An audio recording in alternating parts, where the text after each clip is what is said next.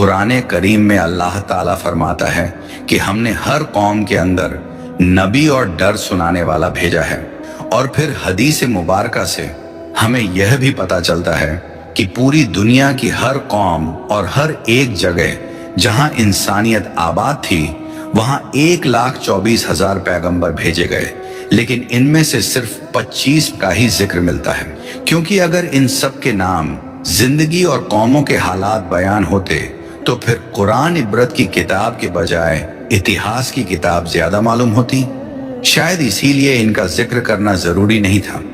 मगर आज हिंदू मजहब के मानने वाले लोगों का दावा है कि उनका हिंदू मजहब मुसलमानों के इतिहास से भी हजारों साल पुराना है और ना ही हिंदुस्तान की जमीन पर कोई नबी भेजा गया। और उनके पास भी कुरान मजीद की तरह कई किताबें मौजूद हैं जिसमें हिंदू मजहब के लोगों का कहना है कि हमारी किसी भी किताब में किसी भी पैगंबर का कोई जिक्र मौजूद नहीं है, जो कि एक बहुत बड़ा झूठ है। और सूरतुल अंबिया आयत के अंदर अल्लाह ताला फरमाता है कि हमने आपको तमाम जहान के लिए यानी कयामत तक के इंसानों के लिए हिदायत बनाकर भेजा, जिसका मतलब है कि इसमें हिंदुस्तान की सरजमीन भी शामिल है। तो फिर हिंदू मजहब के मानने वाले इसका इनकार क्यों करते हैं? अगर हिंदुस्तान की सरजमीन पर कोई नबी वाकई नहीं भेजा गया तो फिर यह कौम कैसे आबाद हुई? आइए इस सवाल का जवाब इतिहास से जानने की कोशिश करते हैं और ऐसे सवाल के जवाब जानते हैं जो तमाम हिंदू स्कॉलर दुनिया से छुपाते हैं। हिंदू मजहब के मानने वाले लोगों का दावा है कि यह दुनिया का सबसे पुराना मजहब है। इतना पुराना कि जब इस्लाम या मुसलमान लफ्ज का वजूद तक मौजूद नहीं था, जो कि सही भी है क्योंकि कुफ्र और शिर्क की शुरुआत तो उसी दिन से हो गई थी जब हजरत आदम अलैहिस्सलाम के बेटे काबिल ने हाबिल को कत्ल किया था और उनसे अलग होकर कुफ्र और शिर्क के अंदर मुब्तला हो गया था। और इतिहास इस बात का भी गवाह है कि हजरत इब्राहिम अलैहिस्सलाम की कौम भी बुत परस्त थी और इस बात से भी वाकिफ है कि हजरत मूसा अलैहिस्सलाम की कौम ने भी एक वक्त पर सोने के बछड़े की इबादत शुरू कर दी थी।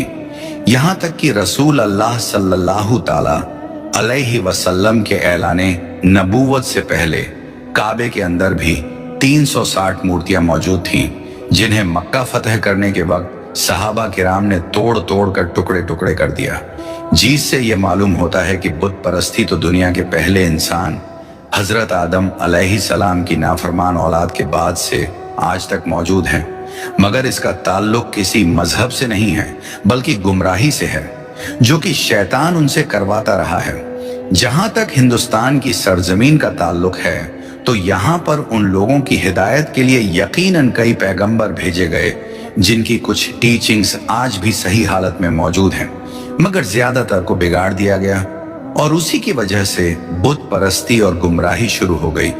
क्योंकि उनकी किताबों में आज भी एक निराकार खुदा की इबादत का हुक्म दिया गया है। उन्हें भी यह बताया गया है कि खुदा का कोई शरीक नहीं है, वह एक है, उसकी कोई औलाद नहीं, मगर फिर भी उसकी कई मूर्तियां बनाकर उसके शरीक खुदा बनाकर उसकी पूजा होती है। और आज तक हिंदू मजहब के अंदर छोटे बड़े मिलाकर 36 करोड़ देवी देवता माने जाते हैं, या यूं कहे कि आज तक 36 करोड़ बुत बनाए जा चुके हैं। हिंदू स्कॉलर्स का यह दावा है कि इस्लाम की शुरुआत आज से 1400 साल पहले हुई और हिंदू मजहब दुनिया का सबसे पुराना मजहब है। इसीलिए इस्लाम का हिंदुस्तान की सरजमीन से कोई ताल्लुक नहीं। मगर कुछ अकल रखने वाले भी इस बात को नहीं जानते कि दुनिया का पहला पैगंबर ही हिंदुस्तान की सरजमीन पर उतारा गया था। पहला पैगंबर ही क्या, वह तो इस दुनिया के पहले इंसान भी थे। जी हाँ, और वह है हजरत आदम अलैहिस्सलाम। आप अलैहिस्सलाम को दुनिया में उस वक्त हिंदुस्तान की सरजमीन श्रीलंका की पहाड़ी पर उतारा गया था, जहां आज भी उनके कदम का निशान मौजूद है। यानी इस सरजमीन पर पहला कदम ही एक मुसलमान पैगंबर ने रखा था, जिसका मतलब साफ है कि इस्लाम की शुरुआत अरब मुल्क से नहीं बल्कि हिंदुस्तान से हुई। और मुसलमान लफ्ज का मतलब है अपनी ख्वाहिशों को रब के हवाले करने वाला और उसका हुक्म मानने वाला इंसान। अब हैरत अंगेज करने वाली बात यह भी है कि आदम संस्कृत जबान का लफ्ज है जो कि हिंदुस्तान की सरजमीन की पुरानी जुबान है, न कि अरब की जुबान। और संस्कृत में आदम का मतलब है पहला, शुरुआती या असली, और आदम अलैहिस्सलाम को कदीम संस्कृत की किताबों के अंदर मनु कहकर पुकारा गया है। अगर हिंदू किसी तरह से उनके वजूद का इनकार करने की कोशिश करें तो ऐसा बिल्कुल नामुमकिन है, क्योंकि उन्हीं की मुकद्दस किताब ऋग्वेद और पुराण में आदम अलैहिस्सलाम की पैदाइश का जिक्र मौजूद है, बिल्कुल ऐसे ही जैसे कुरान पाक की सूर बकरा में और इसी तरह इंजील में भी आपका जिक्र किया गया है। इसका मतलब अगर इन तीनों दुनिया की सबसे बड़ी नायाब किताबों के अंदर एक जैसी चीजें मौजूद हैं, तो इनका सोर्स भी एक ही होना चाहिए, यानी एक खुदा। और अब सबसे अहम सवाल यह है कि हिंदुस्तान की सरजमीन पर जिस भी पैगंबर को भेजा गया होगा, क्या उसके बारे में हमें इतिहास में कुछ सबूत मिलते हैं? मगर सबसे पहली तो यह बात है कि हिंदू नाम का कोई मजहब इतिहास के अंदर कहीं पर मौजूद नहीं है, और ना ही हिंदू मजहब की किसी किताबों में, और ना ही कोई और आसमानी किताब में, यानी तौरात, जबूर और इंजील के अंदर इस हिंदू मजहब का नाम का कोई जिक्र मौजूद नहीं है। बल्कि कहा तो यह भी जाता है, कभी किसी जमाने में सिंधु नदी के करीब रहने वाले लोग थे, वह अपने इलाके के नाम की वजह से नाम को कुछ बाहरी लोग सिंधु नहीं बोल पाए तो बिगाड़ कर हिंदू कहा, तो फिर इस नदी के किनारे रहने वाले लोगों को हिंदू कहा जाने लगा, जबकि असल में इनका यह मजहब संस्कृत जुबान के अंदर हिंदू नाम से नहीं बल्कि सनातन धर्म के नाम से मौजूद है। जैसे अरब के लोगों को अरबी कहा जाता है, वैसे ही हिंदुस्तान के लोगों को सिंधु नदी के ऊपर से हिंदू नाम का लक़्ब मिला। लेकिन असल जो धर्म है, जिसको संस्कृत जबान में सनातन धर्म के नाम से जाना जाता है, जिसका अरबी में मतलब है मजहब पर कायम रहने वाला, जिसका बिल्कुल ऐसा ही मतलब कुरान करीम की सूरह रूम के अंदर भी मौजूद है, जहां पर इस्लाम को हमेशा बाकी रहने वाला दीन कहा गया है। यानी सनातन धर्म का मतलब भी मजहब इस्लाम हो सकता है। और इतिहास और मजबूत दलीलों से यह पता चलता है कि इनके वेदों में हजरत नूह अलैहिस्सलाम का जिक्र भी साफ तौर पर किया गया है, जिसमें उन्हें भी मनु ही कहा गया है। वेदों में पैगंबर को मनु कहा गया है और नूह अलैहिस्सलाम को बड़े सैलाब वाला मनु कहकर बयान किया गया है, और उनकी कश्ती से लेकर सैलाब तक का तमाम वाकया डिटेल से मौजूद है, जैसे कि कुरान की सूरह हुद के अंदर भी बयान है। और वेदों में लिखा है कि जब बड़े सैलाब के बाद दुनिया फिर से आबाद होगी तो मैं उन वेदों को नाफिज करूंगा। हिंदुओं के पुराणों के अंदर भी हजरत नूह के तूफान के बारे में बयान किया गया है। याद रखें दोस्तों, हिंदुओं में यानी सनातन धर्म में पुराण है, हमारे यहाँ कुरान है। तो हिंदुओं किताबों के अंदर भी हजरत नूह अलैहिस्सलाम के तूफान के बारे में बयान किया गया है, और यह भी बताया गया है कि उस मनु को खुदा ने कश्ती बनाकर उसके अंदर जानदार को सवार करने का हुक्म दिया, जिसके बाद एक अजीम तूफान आया जिसमें हिंदुस्तान की सरजमीन पर जिंदगी को खत्म कर दिया। अब यह बात तो साफ है कि नूह लफ्ज संस्कृत की किताब के अंदर भी मौजूद है, जिसका मतलब है कश्ती वाला, जो कि अरबी जबान के अंदर भी है।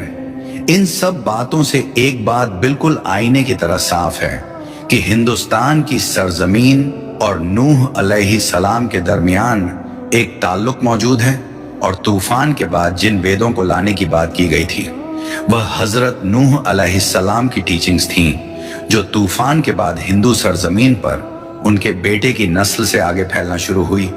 उसके बाद उस कौम ने गुमराह होकर बुत परस्ती करना शुरू कर दी, और इतिहास की किताबों से हमें यह पता चलता है कि नूह अलैहिस्सलाम की कौम के जैसे देवी देवताओं की पूजा करने का तरीका दुनिया में कहीं और मौजूद नहीं था।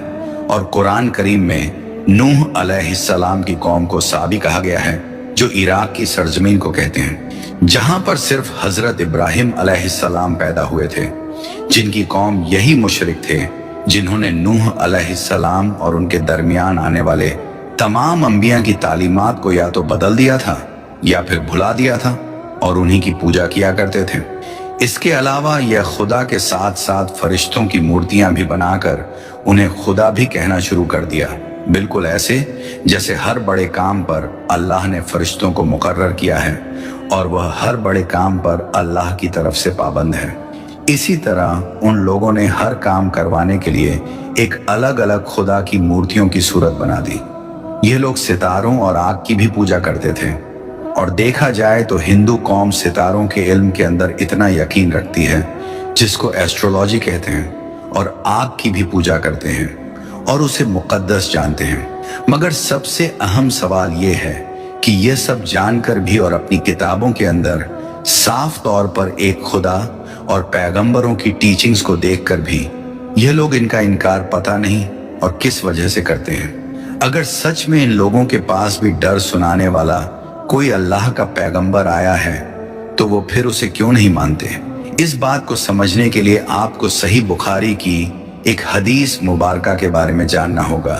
हजरत अब्बू सईद खुदरी रजी अल्लाह ताला अन्हो से रिवायत है कि रसूल करीम सल्लल्लाहु ताला अलैहि वसल्लम ने फरमाया कि कयामत के दिन जब हजरत नूह अलैहिस्सलाम और उनकी कौम को बुलाया जाएगा और अल्लाह ताला नूह अलैहिस्सलाम से यह सवाल करेगा कि क्या आपने अपनी कौम तक मेरा पैगाम पहुंचा दिया था, तो हजरत नूह अलैहिस्सलाम फरमाएंगे कि बेशक मेरे मालिक मैंने पहुंचा दिया। इसके बाद नूह अलैहिस्सलाम की कौम से पूछा जाएगा कि क्या नूह ने मेरा हुक्म तुम तक पहुंचा दिया था, तो वह लोग इनकार करेंगे कि नहीं, हमारे पास कोई भी डर सुनाने वाला नहीं आया, हमें आपका कोई पैगाम नहीं मिला। अल्लाह ताला नूह अलैहिस्सलाम से फरमाएंगे कि आपका गवाह कौन है, तो हजरत नूह अलैहिस्सलाम फरमाएंगे कि मेरे गवाह हजरत मोहम्मद मुस्तफ़ा सल्लल्लाहु ताला अलैहि वसल्लम है और उनकी उम्मत है।